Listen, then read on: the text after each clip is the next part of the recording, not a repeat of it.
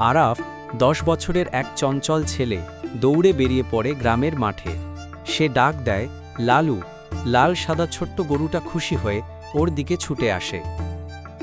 দুজন মিলে নদীর দিকে রওনা দেয়, কিন্তু পথে পড়ে থাকা একটা বিশাল গাছ আটকে দেয় ওদের চলার পথ।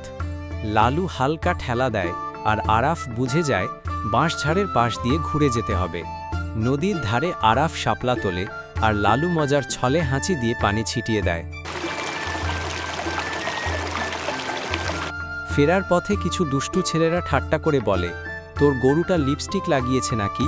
আরাফ মাথা উঁচু করে জবাব দেয়, সে তোমাদের চেয়ে অনেক বেশি বুদ্ধিমান।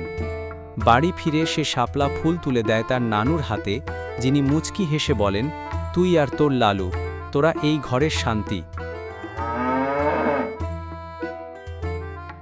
সূর্য যখন ধীরে ধীরে নদীর পাড়ে ডুবে যায়, আরাফ আর লালু ঘাসের ওপরে বসে থাকে একসাথে, নিঃশব্দ বন্ধুত্বের গভীরতায় ডুবে যায়।